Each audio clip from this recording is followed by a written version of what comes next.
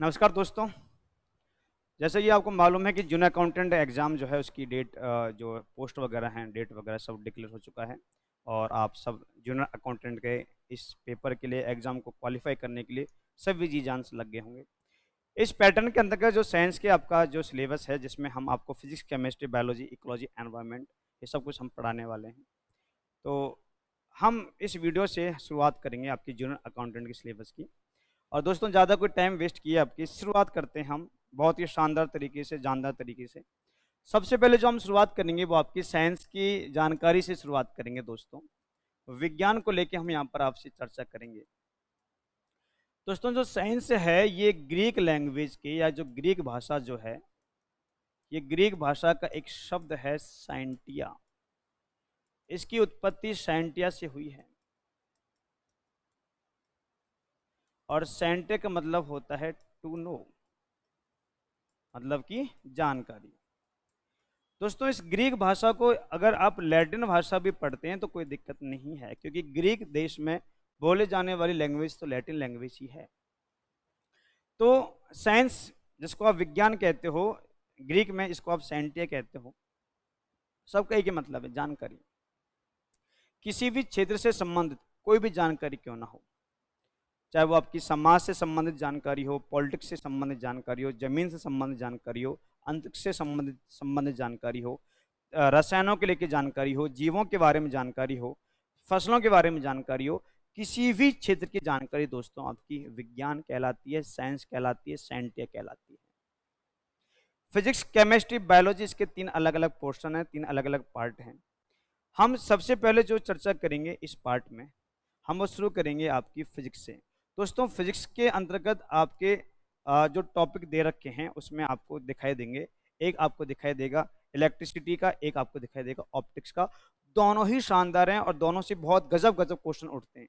5 या 6 क्वेश्चन आएंगे इन दोनों टॉपिक से दोस्तों, ठीक है ना। तो बहुत ही शानदार, बहुत ही चमक दमदार, बहुत ही गजब यहाँ पे आपका ये सिलेबस होने वाला है।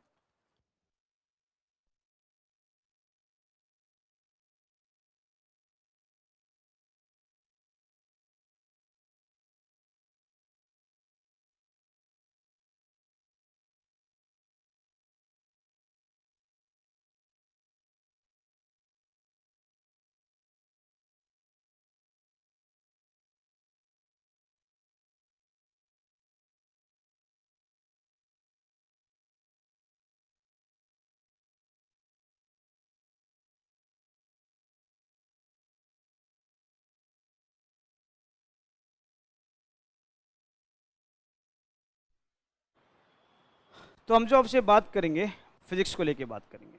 दोस्तों, फिजिक्स जो है ये भी ग्रीक लैंग्वेज के या ग्रीक भाषा से लिया गया शब्द है और ये भी ग्रीक भाषा का जो शब्द है वो शब्द है फ्यूसिस। फ्यूसिस, और फ्यूसिस का मतलब अगर होता है कुछ तो वो होता है नेचर, स्टडी ऑफ नेचर, प्रकृति का अध्ययन। तो प्रकृति का अध्ययन दोस्तों ये कहलाती है फिजिक्स। प्रकृति का अध्ययन दोस्तों ये कहलाती है फिजिक्स, स्टडी ऑफ नेचर, प्रकृति का अध्ययन फिजिक्स कहलाती है, ठीक है। और प्रकृति का मतलब है हमारे सराउंडिंग, हमारे आसपास का जो भी कुछ चल रहा है। जैसे मैं यहाँ कहूँ कि मैं इस माइक में बोल रहा हूँ, तो इस स्पीकर से जो मैं बोल रहा हूँ, ये जो माइक है इसमें मैं बोल रहा हूँ, तो इसमें मेरी जो साउंड है वो इलेक्ट्रिक एनर्जी में चेंज हो रही है। और जो स्पीकर हैं जो आसपास आप सुन सकते हो, आपके मोबाइल फ़ोन में, आपके लैपटॉप में, आपके जिस जगह आप बैठे हो, वहाँ से जो मेरी आवाज़ आ रही है वो स्पीकर क्या काम कर रहा है, वो मेरी उन्हीं इलेक्ट्रिक एनर्जी को साउंड एनर्जी में कन्वर्ट करके आपको सुना रहा है। मैं बोर्ड पे लिख पा रहा हूँ, तो इसका मतलब है कि ये जो मेरा पेन है और जो बोर्ड है इसके बीच में एक आसंजक बल, एक अडेसिव फोर्स काम कर रहा है, जिससे वस्तु चिपक रही है और चल रहा है। बल्ब ऑन हो रहा है, बल्ब को हमने इलेक्ट्रिसिटी दी, चार्ज फ्लो कर रहे हैं, बल्ब के पास इलेक्ट्रिसिटी जा रही है, वो लाइट एनर्जी में कन्वर्ट हो रही है, हीट एनर्जी में कन्वर्ट हो रही है, तब जाके वो हमको बल्ब जो है वो प्रकाश दे रहा है, लाइट दे रही है, ठीक है। तारों का टिमटिमाना दोस्तों, तारों का टिमटिमाना अपवर्तनीय घटना है। दर्पण में इमेज का बनना दोस्तों परावर्तनीय घटना कहलाती है। सुबह शाम को सूर्य का लाल दिखाई देना दोस्तों, ये आपका अगर मैं प्रकीर्णन का एग्जाम्पल कहलाता है। हीरे का चमकना पूर्ण आंतरिक परावर्तन का एग्जाम्पल है। तो दोस्तों, हम तो प्रकृति से घिरे हुए हैं और प्रकृति में जो भी कुछ घटना घट रही है, आपको मेरी आवाज़ इसलिए सुनाई दे रही है क्योंकि मेरी साउंड जो है उसकी जो फ्रिक्वेंसी है वो 20 से 20,000 हर्ट्ज है। 20,000 से ज़्यादा होने पर आपको सुनाई नहीं देगी, पराश्रव्य ध्वनि। 20 हर्ट्ज से कम हो गई, अब सर अब आपको सुनाई नहीं देगी, आपको वही ध्वनि सुनाई देगी जिसकी आवृत्ति 20 से 20 हजार हर्ट्ज होती है। तो फिजिक्स का अगर हम अध्ययन कर रहे हैं, इसका मतलब है हम प्रकृति का अध्ययन कर रहे हैं, नेचर की स्टडी कर रहे हैं। तो फिजिक्स ग्रीक लैंग्वेज के, ग्रीक भाषा के फ्यूसिस शब्द से बना है, जिसका मतलब होता है नेचर का अध्ययन, प्रकृति का अध्ययन कहलाता है। फिजिक्स में हम सबसे पहले जो बात करेंगे आप लोगों से, पहली बात जो है दोस्तों, जो फिजिक्स है इसके कुल 2 भाग हैं। भौतिक विज्ञान के कुल 2 पार्ट्स हैं, और भौतिक विज्ञान के जो 2 पार्ट्स या 2 भाग हैं, इनके बारे में अगर हम चर्चा कर लें आपके सामने यहाँ पर बैठ के, तो वो इम्पोर्टेंट बात ये निकल के आती है दोस्तों, कि एक इसकी फिजिक्स है वो है क्लासिकल फिजिक्स, जिसको हम चिरसम्मत भौतिकी के नाम से भी जानते हैं, इसे हम क्लासिकल फिजिक्स भी कहते हैं, क्लासिकल फिजिक्स इसका नाम है। और जो दूसरा पार्ट है उसका नाम है आपका, क्लासिकल फिजिक्स के अलावा दूसरा जो है वो है मॉडर्न फिजिक्स, उसे हम आधुनिक भौतिकी कहते हैं, मॉडर्न फिजिक्स कहते हैं, या इसका दूसरा नाम है क्वांटम फिजिक्स, क्योंकि ये मैक्स प्लांक के क्वांटम सिद्धांत से स्टार्ट हुई थी, इसलिए आधुनिक भौतिकी को हम क्वांटम भौतिकी के नाम से भी जानते हैं, आधुनिक भौतिकी को हम क्वांटम भौतिकी के नाम से भी जानते हैं। चिरसम्मत भौतिकी दोस्तों ये 1900 से पहले की है। 1900 से पहले जितनी भी हमारी फिजिक्स बनी थी वो चिरसम्मत भौतिकी में काउंट की जाती है। इसके जो जनक हैं, इसके जो फादर हैं, वो हैं sir Isaac Newton. Sir Isaac Newton को चिरसम्मत भौतिकी का जनक कहा गया है। और चिरसम्मत भौतिकी की कुल 5 ब्रांचेज हैं, 5 शाखाएं हैं। और इनकी जो 5 ब्रांचेज अगर आप देखोगे, 5 शाखाएं अगर आप इनकी देखोगे, तो इसकी 5 शाखाओं में पहली जो ब्रांच है, पहली जो शाखा है, फर्स्ट ब्रांचेस के बारे में अगर हम यहाँ पे बात करते हैं आपसे, तो फर्स्ट ब्रांच का नाम है वो है यांत्रिकी, मैकेनिक्स, बल, गति, गति के नियम, बलागुण, जड़ आगुण, इसके बारे में जो भी कहीं हम पढ़ते हैं, पुली, इनके बारे में जो हम पढ़ते हैं वो आपकी यांत्रिकी में पढ़ते हैं। दूसरी जो है इसका इम्पोर्टेंट पार्ट है वो है यांत्रिकी के अलावा विद्युत चुम्बकत्व, इलेक्ट्रोमैग्नेटिज्म, विद्युत चुम्बकत्व, इलेक्ट्रोमैग्नेटिज्म, ये इसका एक बहुत ही महत्वपूर्ण भाग बन के निकल के आता है। इलेक्ट्रोमैग्नेटिज्म इसका बहुत ही इंपॉर्टेंट पार्ट है। यांत्रिकी हो गया, विद्युत चुम्बकत्व हो गया। यांत्रिकी, विद्युत चुम्बकत्व के अलावा तीसरा जो इम्पोर्टेंट पार्ट हम बात कर रहे हैं वो है आपका विद्युत चुम्बकत्व के अलावा वो है थर्मोडायनेमिक्स, थर्मोडायनेमिक्स। इस थर्मोडायनेमिक्स को हम ऊष्मा गतिकी के नाम से भी जानते हैं, थर्मोडायनेमिक्स को हम ऊष्मा गतिकी के नाम से भी जानते हैं, ठीक है ना। चौथा जो ब्रांच है वो है साउंड एंड वेव, ध्वनि एवं तरंग, ध्वनि एवं तरंग, ये इसका एक पार्ट हो चुका है। साउंड एंड वेव, ध्वनि एवं तरंग हो गए। और एक और है सबसे इंपॉर्टेंट जो आज हम शुरू करेंगे वो है ऑप्टिक्स, प्रकाश की स्टडी ऑफ लाइट, प्रकाश का अध्ययन दोस्तों ऑप्टिक्स कहलाता है। स्टडी ऑफ लाइट जो है दोस्तों वो ऑप्टिक्स या प्रकाशिकी कहलाती है। तो चिरसम्मत भौतिकी 1900 से पहले की, इसके जनक हैं सर आइजैक न्यूटन। इसकी कुल 5 शाखा हैं, यांत्रिकी है, विद्युत चुम्बकत्व है, ऊष्मागतिकी है, ध्वनि एवं तरंग है और प्रकाशिकी है। जबकि जो क्वांटम फिजिक्स के बारे में अगर हम चर्चा करते हैं, क्वांटम फिजिक्स अगर आपको बताते हैं तो ये 1900 से लेकर आज तक, अब तक 1900 से लेकर अब तक की जितनी भी फिजिक्स है, ये सारे के सारे फिजिक्स आपकी 1900 से लेकर अब तक की जितनी भी है वो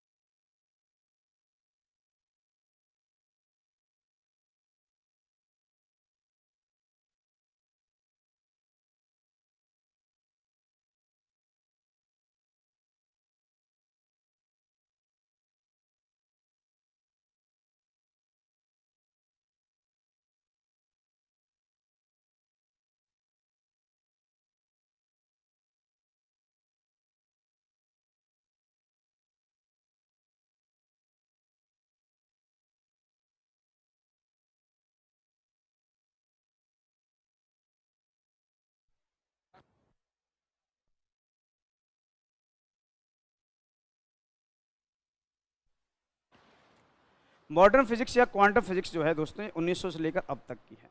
1900 से लेकर अब तक की जितनी फिजिक्स है उसे हम क्वांटम फिजिक्स, मॉडर्न या क्वांटम फिजिक्स कहते हैं। ये 1900 से लेकर अब तक की जितनी फिजिक्स है वो है। और इसके जो जनक हैं, इसके जो फादर हैं दोस्तों, वो माने गए हैं हमारे Albert Einstein. Albert Einstein, Albert Einstein को मॉडर्न या क्वांटम फिजिक्स के फादर के रूप से जाना जाता है। क्वांटम भौतिकी दोस्तों, जो क्वांटम फिजिक्स है जो आपको यहाँ दिखाई दे रही है, क्वांटम फिजिक्स दोस्तों ध्यान रखना, क्वांटम फिजिक्स की जो शुभारंभ हुआ था वो 1900 में मैक्स प्लांक के द्वारा दिया गया क्वांटम सिद्धांत से हुआ था, इसलिए इसको हम क्वांटम फिजिक्स कहते हैं। ठीक है ना, आपके एग्जाम में नहीं आएगा वो अलग बात है, लेकिन मैं फिर से बता देता हूँ कि 1900 में मैक्स प्लांक का एक क्वांटम थ्योरी आई थी, जिससे एक नई फिजिक्स हमने स्टार्ट की थी, मॉडर्न फिजिक्स, जिसमें फिजिक्स का नेचर ही बदल गया, फिजिक्स के गुण ही बदल गए, और इसको हमने क्वांटम फिजिक्स के नाम से इसको जाना जाता है। हमारा जो टॉपिक है दोस्तों आज का, जो हम शुरू कर रहे हैं, उस टॉपिक का नाम है दोस्तों ऑप्टिक्स। हमारा टॉपिक का नाम है ऑप्टिक्स, प्रकाशिकी। प्रकाशिकी का मतलब होता है study of light, study of light, प्रकाश का अध्ययन दोस्तों, प्रकाश का अध्ययन ऑप्टिक्स कहलाता है। प्रकाश का अध्ययन ऑप्टिक्स कहलाती है, स्टडी ऑफ लाइट, प्रकाश का अध्ययन ऑप्टिक्स कहलाता है। प्रकाश के बारे में सबसे इंपॉर्टेंट बात जो मैं आपको बताऊंगा दोस्तों, जो प्रकाश है या जो लाइट है, इसके बारे में सबसे पहले जो शुभारंभ होता है वो इस पॉइंट से होता है कि प्रकाश एक विद्युत चुंबकीय तरंग है। प्रकाश एक विद्युत चुंबकीय तरंग है जो निर्वात में, जो वैक्यूम में, निर्वात में संचरित हो सकता है, जो निर्वात में संचरित हो सकता है।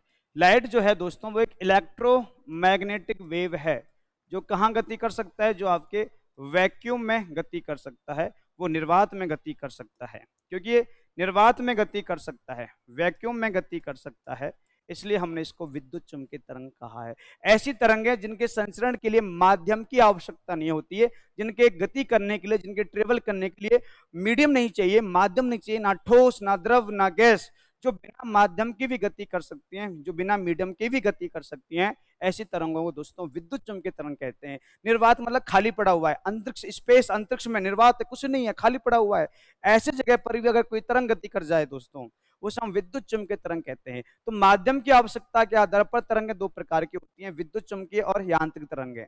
यांत्रिक तरंगें वे होती हैं जिनके गति करने के लिए माध्यम चाहिए, जैसे साउंड, ध्वनि, वो मैकेनिकल वेव है। अंतरिक्ष में इसलिए आपको अंतरिक्ष की आवाज सुनाई नहीं दे रही है, अंतरिक्ष में होने वाली घटनाएं आपको सुनाई नहीं दे रही, क्योंकि दोस्तों जो अंतरिक्ष है वो आपका निर्वात है, उसमें किसी तरह की ध्वनि गति नहीं कर पा रही है, तो आप तक नहीं पहुंच पा रही है।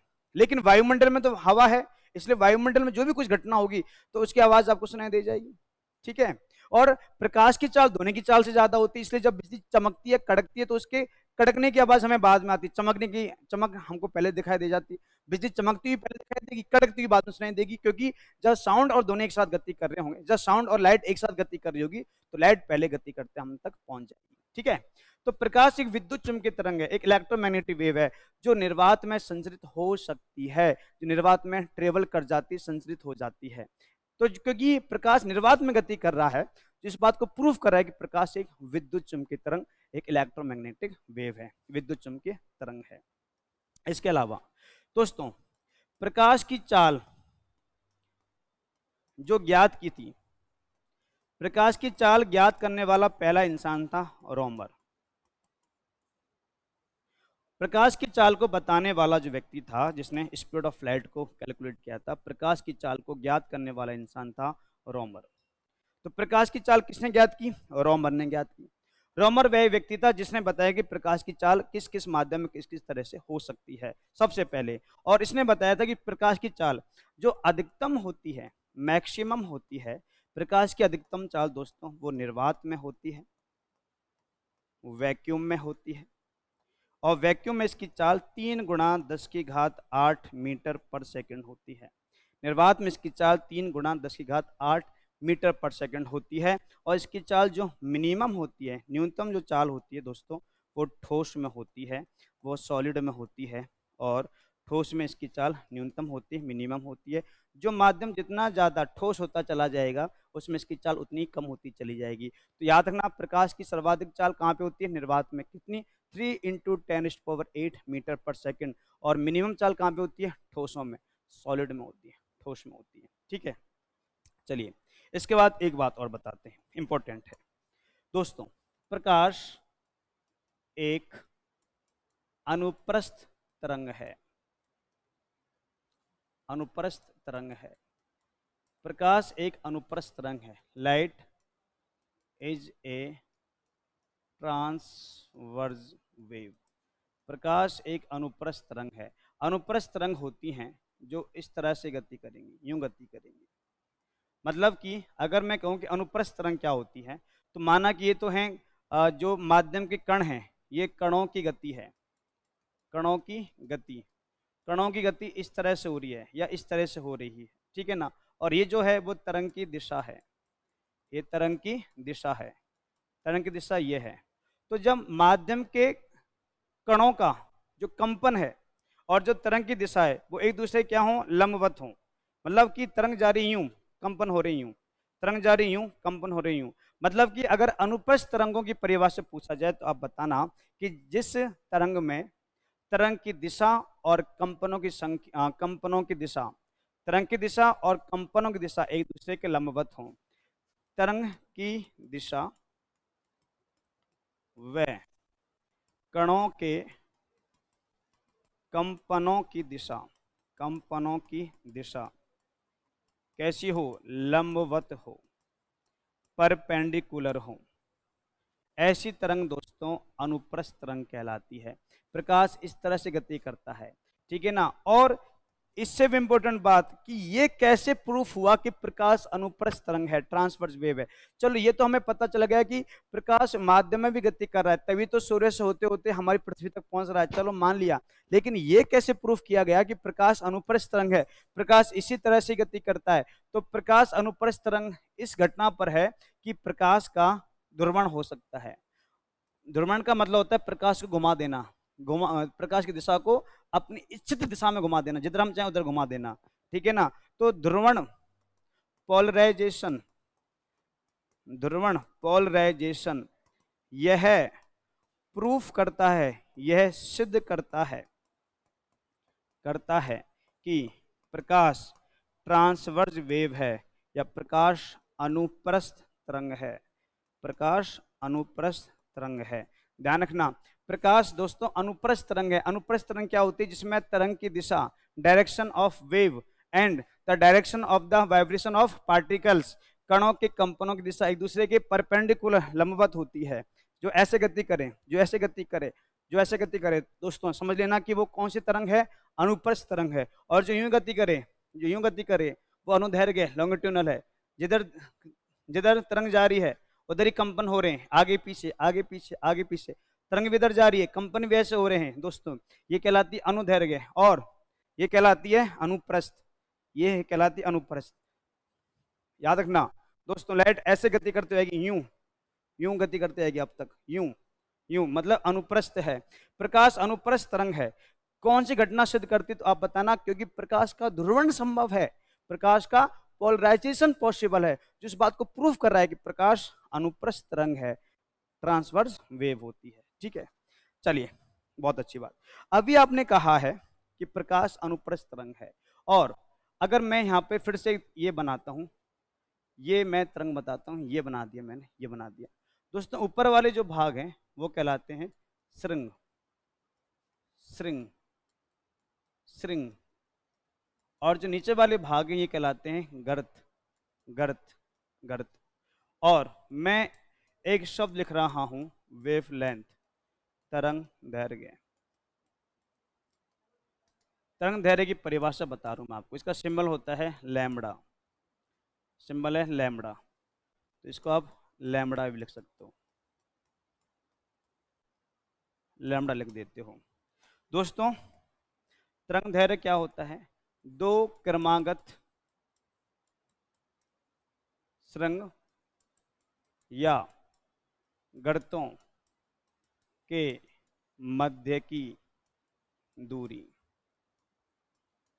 दो क्रमागत सुरंग व गर्तों के मध्य की दूरी, दो क्रमागत सुरंग व गर्तों के मध्य की दूरी दोस्तों तरंग दैर्घ्य कहलाती है। दो क्रमागत सुरंग या गर्तों के मध्य की दूरी, मतलब कि अगर मैं कहूं कि यहां से लेकर यहां तक की दूरी या यहाँ से लेकर यहाँ तक की दूरी दोस्तों ये क्या कहलाती है?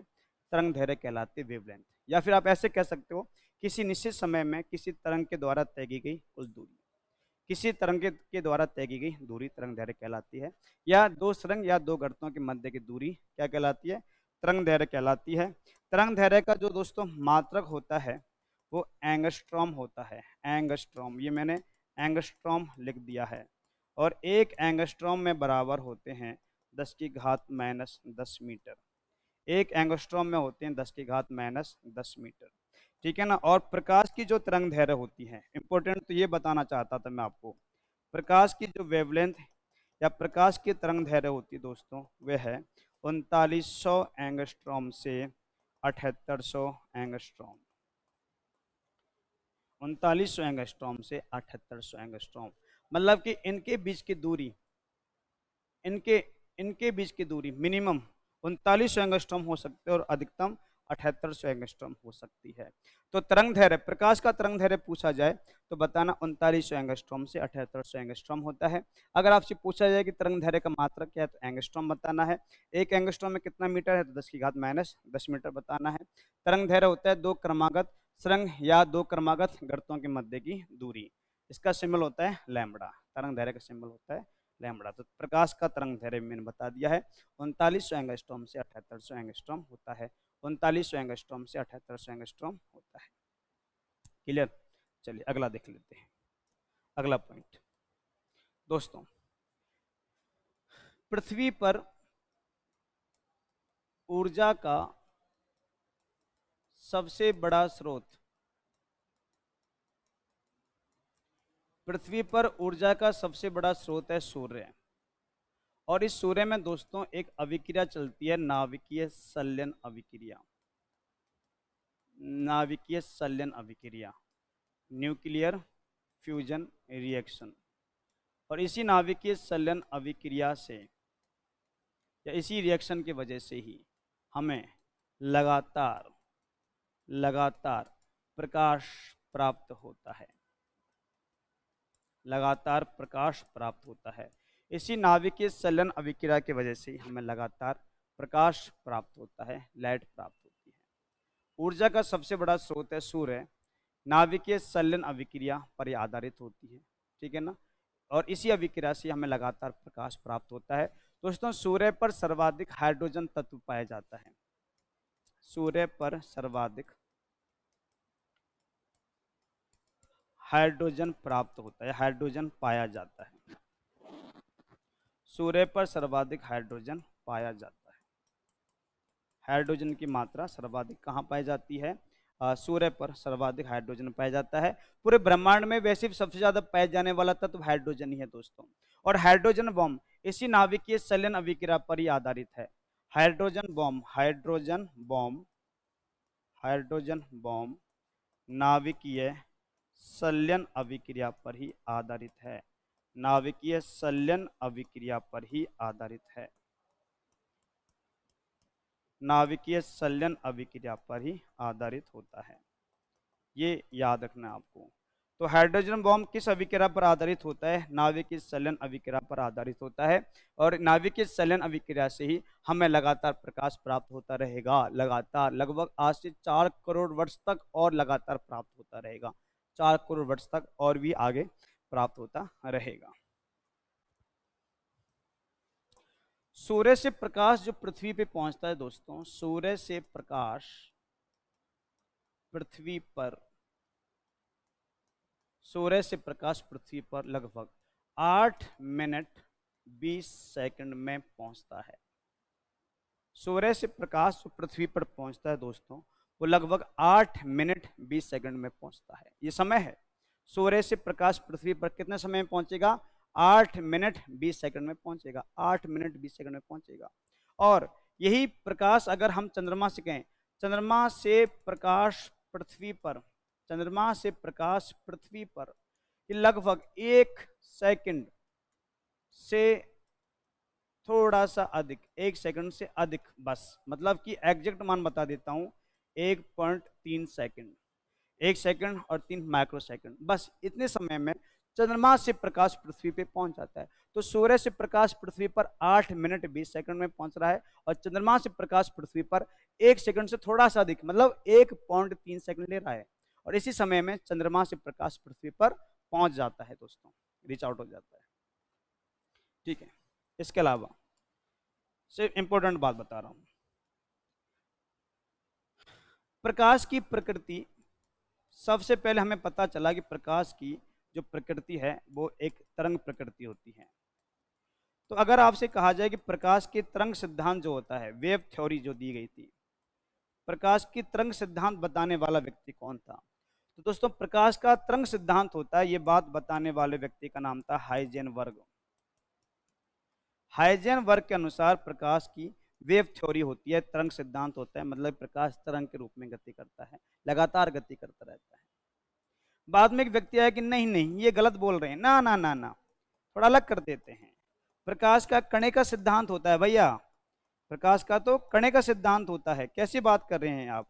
प्रकाश का तो पार्टिकल थ्योरी होती है। आप कहाँ पहुंच रहे हो? कहाँ हाइजेनबर्ग? आप चुप बैठे रहो। हाइजेनबर्ग को चुप करा दिया गया, और बाद में न्यूटन साहब ने चिल्ला चिल्ला के दुनिया को बताया, चिल्ला चिल्ला के, नहीं नहीं कणों के रूप में गति करता है, कणों के रूप में गति करता है, कणों के रूप में गति करता है। फिर एक आदमी सेट अप, बैठ जाओ, थप्पड़ मारा दोनों के, बैठो दोनों, क्या बकवास करो, दोनों ही होता है, दोनों ही होता है, मतलब कि तरंग सिद्धांत भी होता है और कणे का सिद्धांत भी होता है, दोनों ही रूपों में गति करता है। और ये बात बताने वाले व्यक्ति का नाम था दोस्तों दी ब्रोगली। ये बात बताने वाले व्यक्ति का नाम था दोस्तों दी ब्रोगली। दी ब्रोगली ने बताया था कि प्रकाश की द्वैत प्रकृति होती है, प्रकाश का ड्वेल नेचर होता है, ड्वेल नेचर ऑफ लाइट। प्रकाश की तो द्वैत प्रकृति होती है, और प्रकाश की द्वैत प्रकृति के बारे में बताने वाला व्यक्ति कौन था? कौन था? रसोड़े में कौन था? कौन था? तो कौन था? दी ब्रोगली थी, सॉरी दी ब्रोगली था। प्रकाश की द्वैत प्रकृति के बारे में, प्रकाश के दोहरा नेचर के बारे में बताने वाले व्यक्ति था दी ब्रोगली। दी ब्रोगली ने बताया था भाई साहब प्रकाश तो तरंग और कण दोनों ही रूपों में गति करता है, प्रकाश तो तरंग और कण दोनों ही रूपों में गति करता है, वो वेव के रूप में भी गति करता है और वो पार्टिकल के रूप में भी गति करता है। इन्हीं कणों को दोस्तों बाद में कणों को क्वांटा नाम भी दिया गया, और इन्हीं कणों को जो क्वांटा नाम दिया गया था, क्वांटा नाम जो दिया गया था, क्वांटा वर्ड जो दिया गया था, कणों को क्वांटा नाम जो दिया था, क्वांटा वर्ड ये दिया था मैक्स प्लांक ने। कणों को जो क्वांटा नाम जो दिया था, क्वांटा वर्ड जो दिया था, कणों को क्वांटा नाम देने वाले व्यक्ति का नाम था मैक्स प्लांक। और इन्हीं कणों को बाद में फोटोन बोला गया, कणों को फोटोन नाम भी दिया गया है। और इन कणों को जो फोटोन नाम दिया गया था दोस्तों, कणों को फोटोन नाम देने वाला व्यक्ति का नाम था, और वो थे आइंस्टीन साहब, आइंस्टीन ने दिया। तो कणों को बाद में एनर्जी बंडल, ऊर्जा के पैकेट जो होते हैं, इनको हमने क्वांटा नाम भी दिया, और इनको क्वांटा नाम देने वाला जो इंसान था वो था मैक्स प्लांक। मैक्स प्लांक इनका नाम था। और कणों को जो फोटो नाम दिया गया था, कणों को फोटो नाम किसने दिया गया? आइंस्टीन ने इनको नाम दिया था। तरंग और कण दोनों रूपों में गति करता है, प्रकाश की द्वैत प्रकृति होती है, ये बताने वाले व्यक्ति था दी ब्रोगली। दी ब्रोगली था, ठीक है, दी ब्रोगली था जिन्होंने इसके बारे में हमसे बात की थी। और एक और देखिएगा, और मैं ही बता देता हूं और क्या देखना है। प्रकाश विद्युत चुम्बकीय तरंग है, तो प्रकाश का विद्युत चुम्बकीय तरंग सिद्धांत बताने वाला व्यक्ति कौन था? तो वो व्यक्ति था मैक्सवेल। दोस्तों प्रकाश तरंग रूप में भी गति करता है, कौन से तरंग के रूप में गति करता है ये नहीं बताया था, किसने? हाइजेनबर्ग ने। हाइजेनबर्ग ने तो सिर्फ ये बताया था कि भाई प्रकाश जो है वो तरंग रूप में गति करता है। अब कौन सी तरंग है ये नहीं बताया, इसने बोला कि मैं बस ये बता रहा हूं कि तरंग के रूप में गति करता है, मेरी बात मान जाओ। ये साहब कहते हैं कि नहीं मानूंगा, कण के सिद्धांत, मैंने तो कण के रूप में देखा है प्रकाश को। कौन कह रहे थे? न्यूटन साहब कह रहे थे। बाद में ये भी प्रूफ किया गया था कि प्रकाश तो द्वैत प्रकृति है, प्रकाश तो डुअल नेचर के रूप में गति करता है। प्रकाश तो तरंग और कण दोनों रूपों में गति करता है। कणों को क्वांटा नाम दिया गया है, क्वांटा नाम देने वाले व्यक्ति मैक्स प्लांक है। कणों को फोटो नाम दिया गया, फोटो नाम देने वाले व्यक्ति था आइंस्टीन, आइंस्टीन ने इसको फोटो नाम दिया है। प्रकाश का विद्युत चुम्बकीय सिद्धांत, अगर प्रकाश तरंग है तो विद्युत चुम्बकीय तरंग है, मतलब कि जब द्वैत प्रकृति डी ब्रोगली ने बता दी कि दोनों रूपों में गति करता है, तरंग के रूप में भी और कण के रूप में भी, तो तरंग भी विद्युत चुम्बकीय तरंग है भाई, तरंग है। हाइजेनबर्ग के अनुसार मान लीजिए कि भाई आप भी सही कह रहे हो, न्यूटन साहब आप भी सही कह रहे हो, तुम दोनों सही कह रहे हो, दोनों रूपों में गति करता है, डी ब्रोगली कह रहा है। लेकिन एक मैक्सवेल क्या है, अरे भाई साहब तरंग है पर विद्युत चुम्बकीय तरंग है। ये बात बताने वाला व्यक्ति कौन था? मैक्सवेल था। मैक्सवेल ने प्रूफ किया कि लाइट अगर तरंग है तो वो विद्युत चुम्बकीय तरंग है। ये प्रूफ करने वाला इंसान था मैक्सवेल। मैक्सवेल ने बात प्रूफ की थी दोस्तों। इंपॉर्टेंट बात यहाँ डिस्कशन आपसे हमने किया है। एक बात और मैं यहाँ बताऊंगा आपको, प्रकाश के रंग,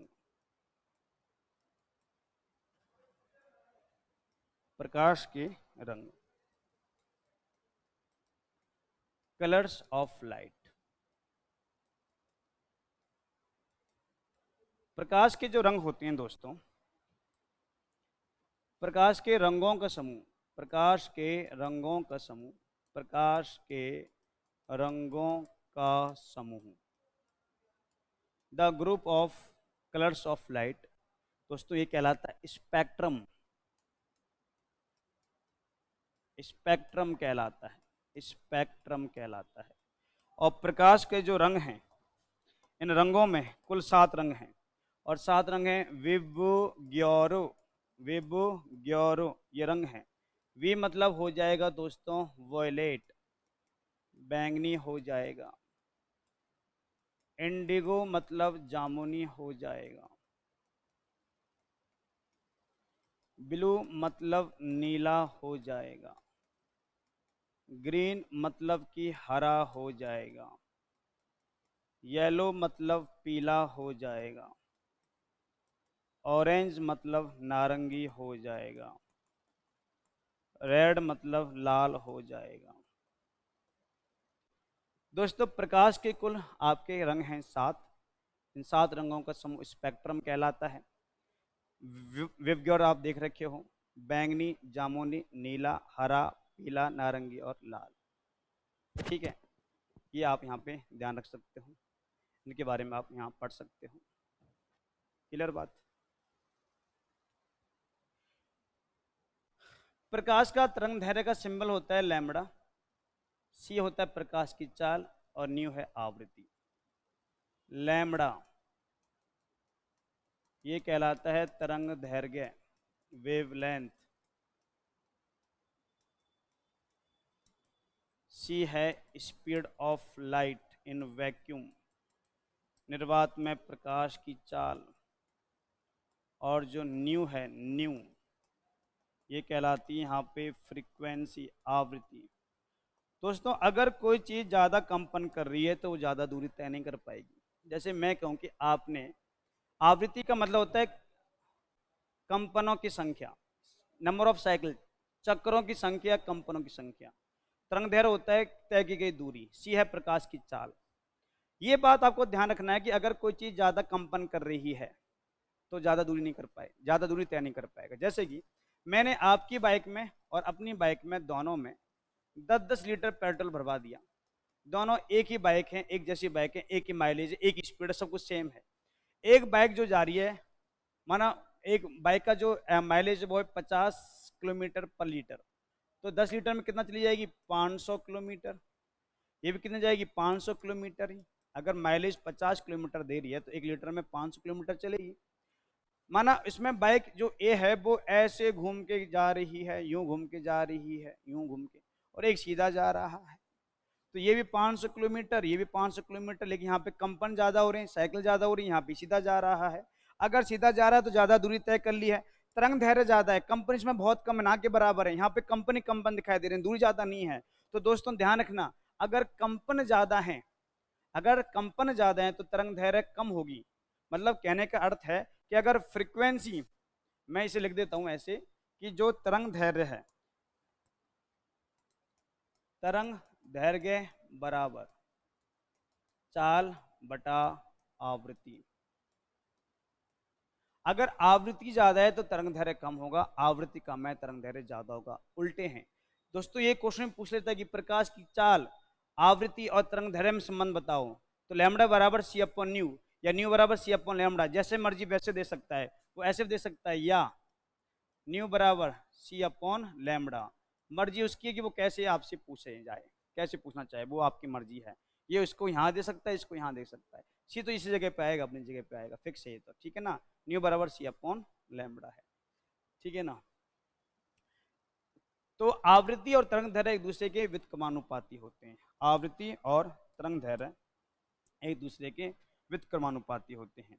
इसके आधार पर मैं कहूँगी दोस्तों, जो हमारी बैंगनी रंग है दोस्तों, इस बैंगनी रंग का जो तरंग दैर्घ्य होता है, जो वेवलेंथ होती है, वो होती है मिनिमम। ये सबसे कम दूरी तय करता है, क्योंकि इसमें कंपन सबसे ज्यादा होते हैं, क्योंकि इसकी आवृत्ति सबसे ज्यादा है। बैंगनी रंग का तरंग दैर्घ्य सबसे कम, तो आवृत्ति सबसे ज्यादा होगी। अभी अभी बोला है कि दोनों एक दूसरे के व्युत्क्रमानुपाती होते हैं। अगर किसी रंग का तरंग दैर्घ्य ज्यादा है तो उसकी आवृत्ति कम होगी, आवृत्ति ज्यादा है तो तरंग दैर्घ्य कम होगी। तो बैंगनी रंग ज्यादा दूरी तय नहीं करता है, इसलिए इसकी तरंग दैर्घ्य मिनिमम और आवृत्ति इसकी सबसे ज्यादा है, मैक्सिमम है। अगर इसी क्रम से आप ऊपर से नीचे आते जाओ, ऊपर से नीचे ऐसे आते जाएं, ऐसे आते जाएं, तो अब तरंग दैर्घ्य लगातार बढ़ेगा। बैंगनी से थोड़ा सा ज्यादा तरंग दैर्घ्य जामुनी, जामुनी से ज्यादा नीला, हरा, पीला, नारंगी और लाल।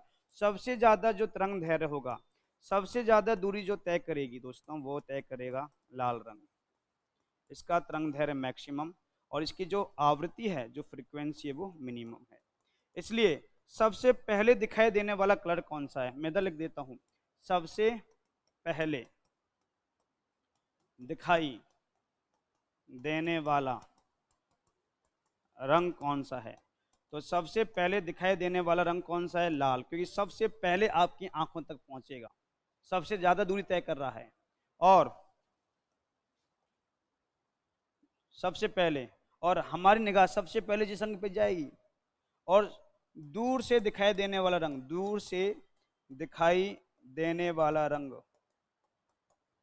वो भी कौन सा है दोस्तों, लाल रंग है। और इन दोनों का रीजन क्या है, क्योंकि लाल रंग की तरंग दैर्घ्य सबसे ज्यादा होती है, मैक्सिमम होती है, सबसे ज्यादा होती है। तो बैंगनी रंग की तरंग दैर्घ्य सबसे कम और आवृत्ति सबसे ज्यादा है, और लाल रंग का तरंग दैर्घ्य सबसे ज्यादा और आवृत्ति सबसे कम होती है।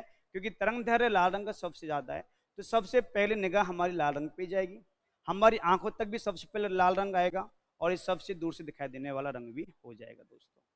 तो आज की वीडियो में मैंने इतना ही चर्चा की है। इसके बाद की जो चर्चा है, इस अब ये टॉपिक जो है, इसके बारे में और भी मैं डिस्क्राइब करूंगा, पर वो अगले वीडियो में डिस्क्राइब करूंगा दोस्तों। थैंक यू, धन्यवाद।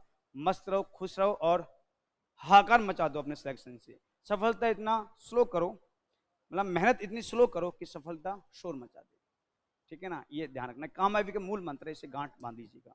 थैंक यू दोस्तों, धन्यवाद।